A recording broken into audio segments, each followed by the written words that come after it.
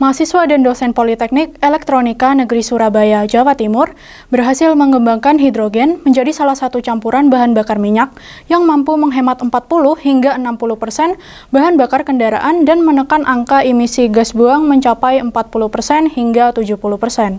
Sehingga selain hemat juga ramah lingkungan, alat kendaraan hidrogen yang disebut IFARA ini siap diproduksi massal dan mudah digunakan untuk mobil dan sepeda motor.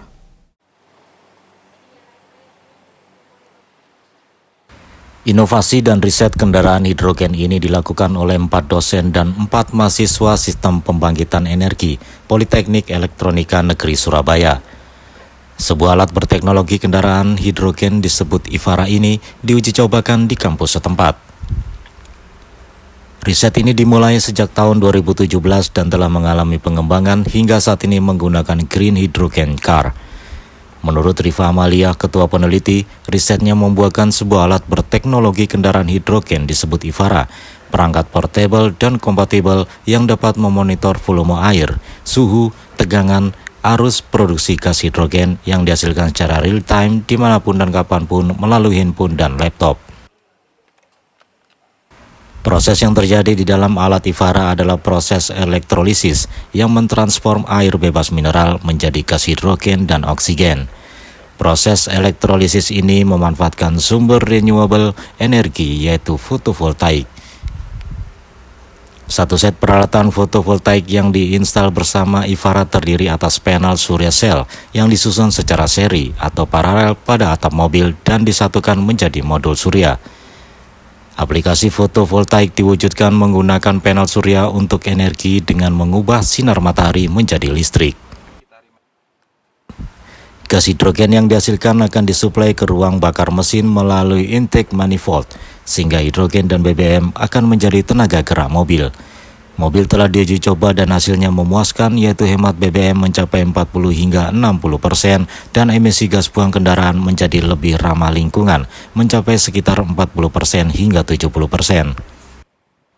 Untuk proses elektrolisisnya kita menggunakan energi listrik yang disuplai langsung dari PV ketika siang hari, kemudian ketika malam hari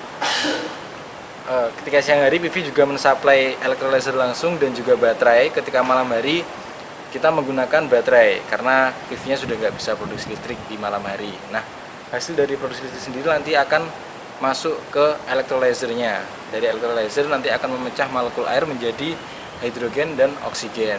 Nah, hidrogen dan oksigen ini kita satukan menjadi gas oksihidrogen yang akan masuk ke intake manifold pembakaran pada mobil ini. Gas yang dihasilkan dari produk ini yaitu hidrogen yang dapat digunakan secara hybrid dengan bahan bakar bensin ataupun diesel pada mobil maupun motor.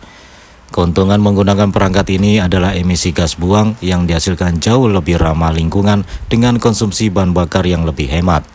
Tingkat efisiensinya pun lebih tinggi dibandingkan ketika menggunakan bahan bakar fosil saja. Keuntungannya yang pertama, alat ini adalah mampu meminimalisir emisi gas buang yang dihasilkan pada proses pembakaran di kendaraan. Kemudian yang kedua adalah kita bisa menghemat bahan bakar, konsumsi bahan bakar bensin ataupun diesel yang kita gunakan pada kendaraan.